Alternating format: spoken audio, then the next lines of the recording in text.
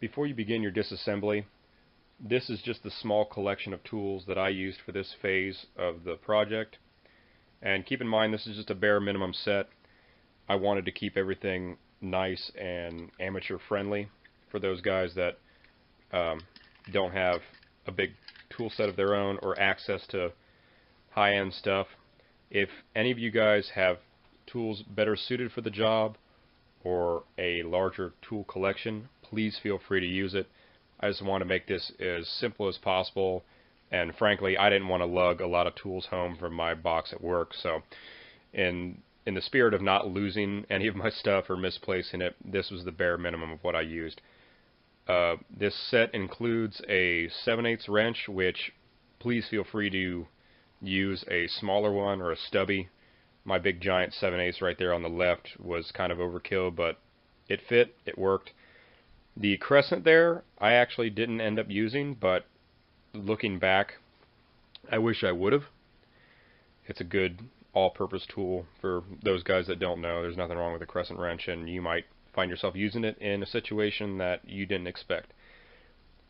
Also is the 3/8 ratchet there. Mine's like a giant drumstick. Once again, big tool that I should have used a more compact version of, but it did the job. So a 3/8 ratchet and multiple extensions. You know, have a stubby extension, have smaller extensions for engine compartment stuff, and the long extension will do you good on the exhaust pieces. The only sockets you'll need for this disassembly section will be a 10mm and 15mm from a metric set, and a 5/8 socket, which isn't there on the board, but the two different 5/8 that I have here, you may not be able to see it because of the light, but you can use a standard 5/8, and this will end up being for spark plug removal.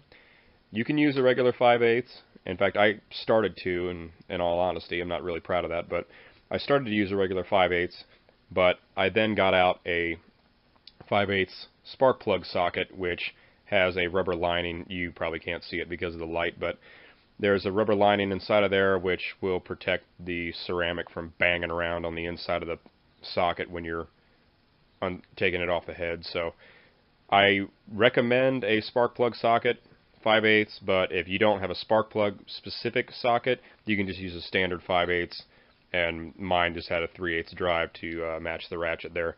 So you'll need 5/8 for the socket.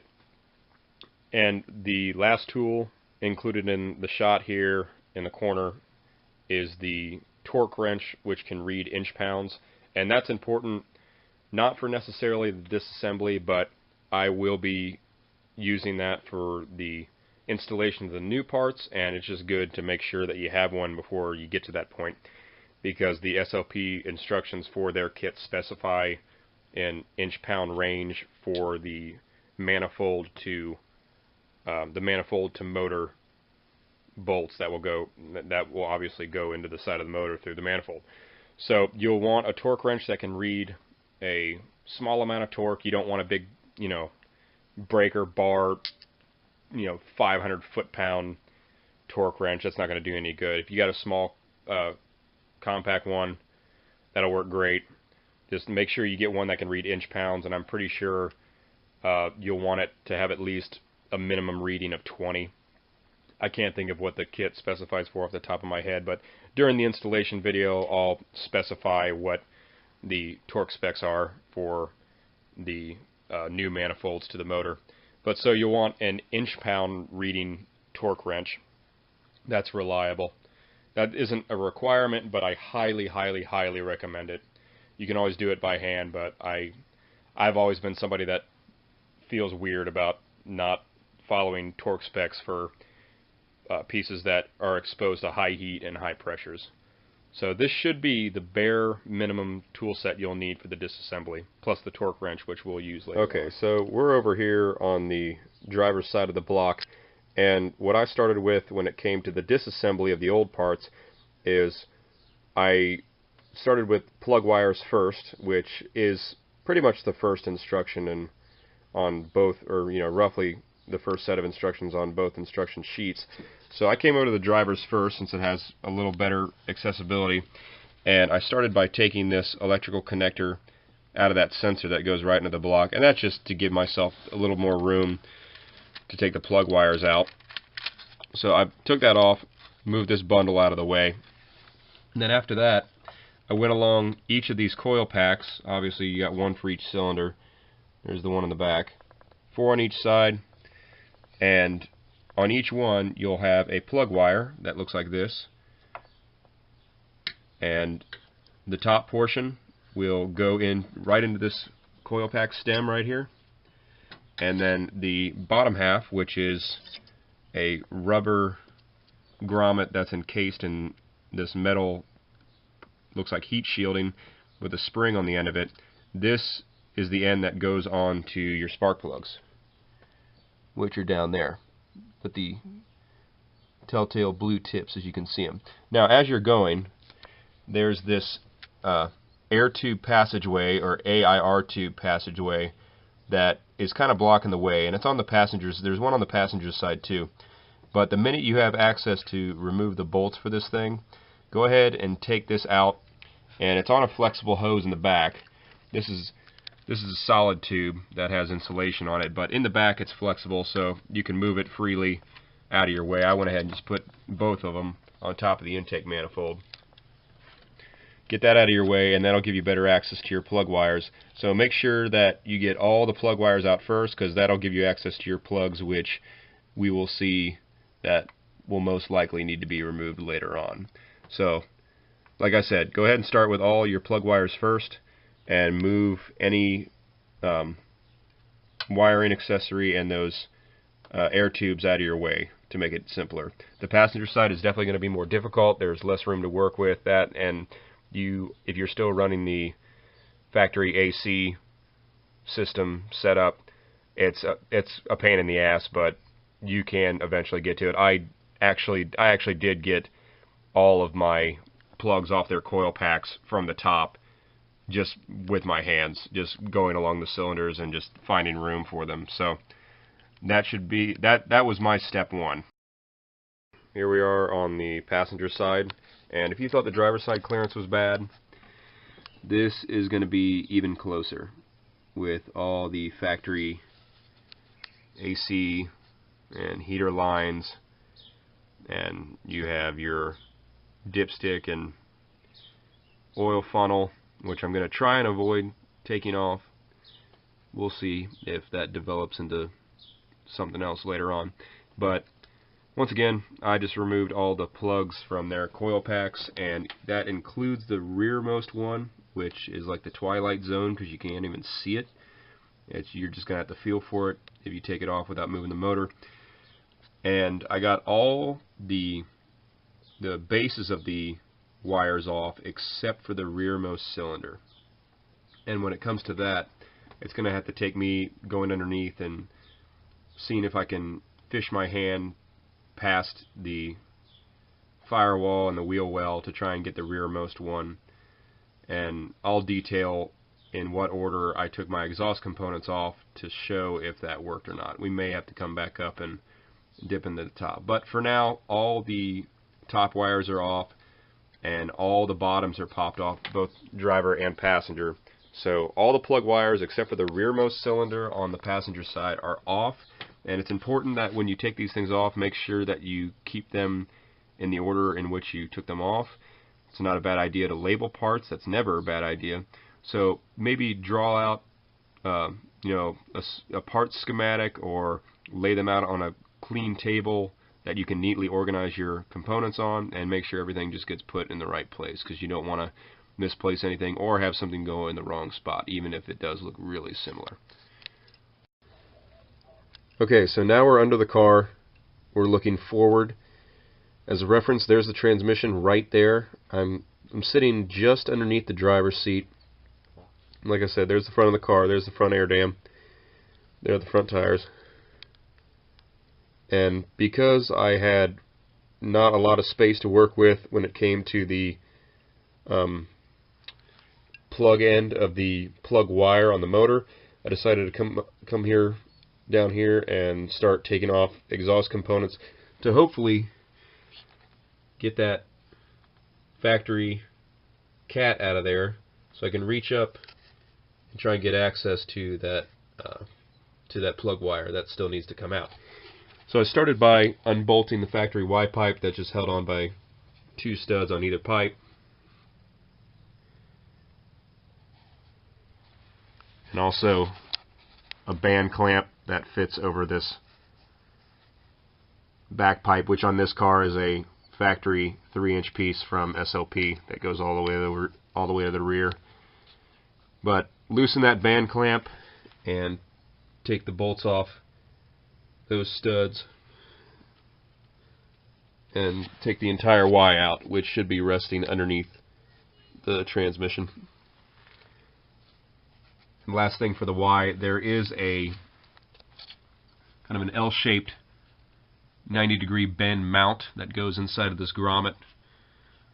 There'll be a stem that goes through this opening right here and will bolt to the Y. That's pretty easy to take off, just 2 screws that come out pretty easy, especially if the car is clean. Pardon some of the dirtiness and build up underneath this thing, but even for a low mile car, there's still some things that need to be detailed when I get to them, but that'll be for later on. It's a smart idea while you're down here, in case you have anything seizing up and giving you trouble. Like I may have said earlier, just be sure to put some WD-40 or PB Blaster or anything oil-based that will act as, an afterthought anti-seize to loosen up some threads and loosen up some bolts that may have been locked on to your exhaust components for God knows how long. So I'm still into the car, making progress on getting from the factory Y forward off in order, so I can gain access to the rearmost cylinders, or I'm sorry, the rearmost side of each cylinder head on the motor, just for accessibility purposes. So of course there's the mid pipe, the back pipe that goes to the mufflers, or muffler, and that was connected to the factory Y by just a 3-inch band clamp.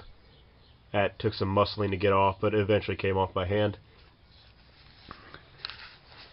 After that, here resting against these studs, I took out the O2 sensors from either side of the factory Y.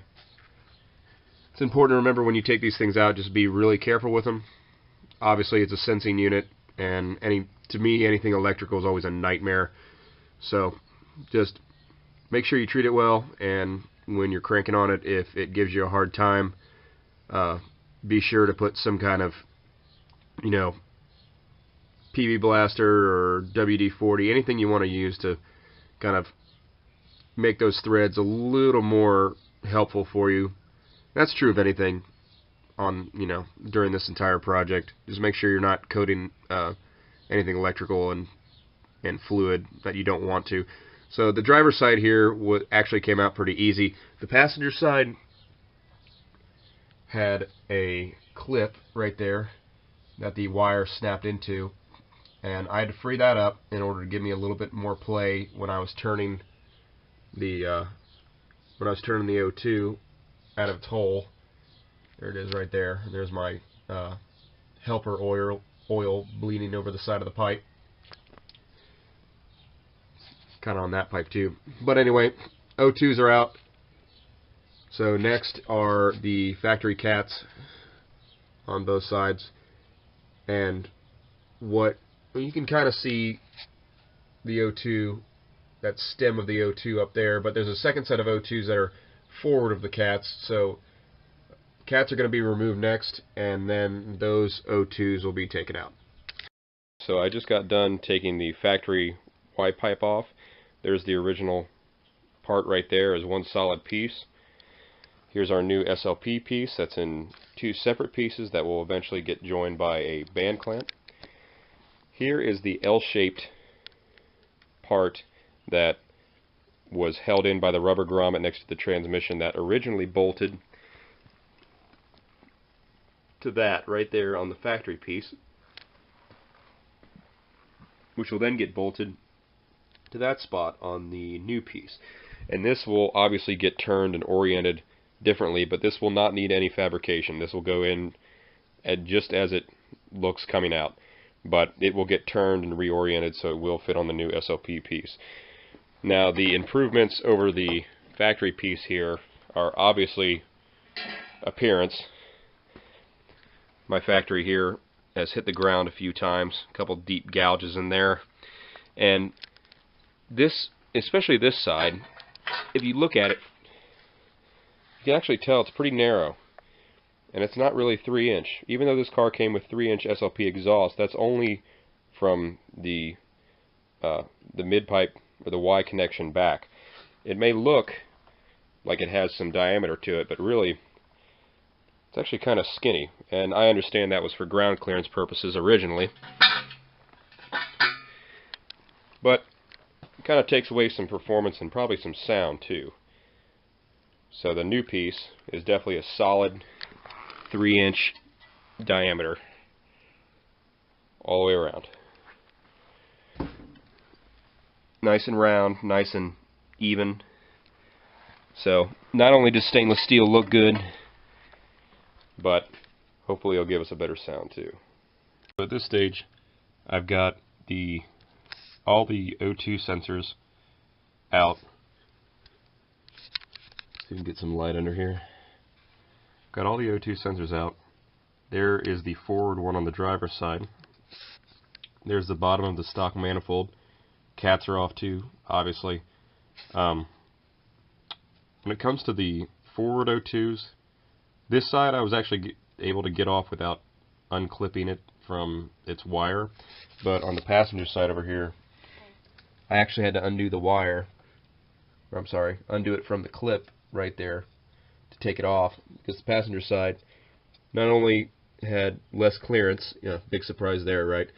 Had less clearance, but as you can see, I broke off 2 of the studs cranking on them trying to get the factory cat out, but that's not really important because that stock passenger manifold right there is going to be garbage anyway. So cats are out, O2s are out, so now it's time to get to the plugs.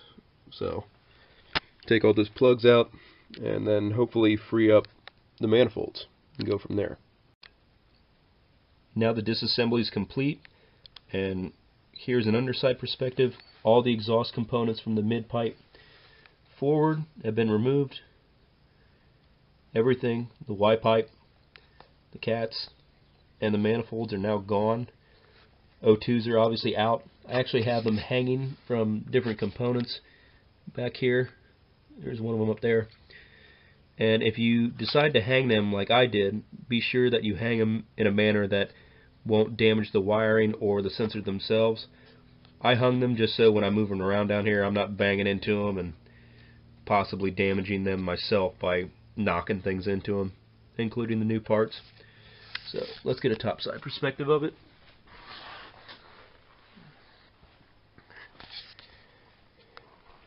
So here's the motor with manifolds and everything off.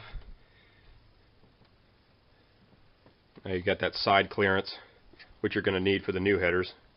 When you take your manifolds out, in case it's not obvious, you will not be able to pull them overhead and out. You'll need to drop them out through the bottom of the car, and that's why this clearance, that's why this car is, roughly 2 feet off the ground.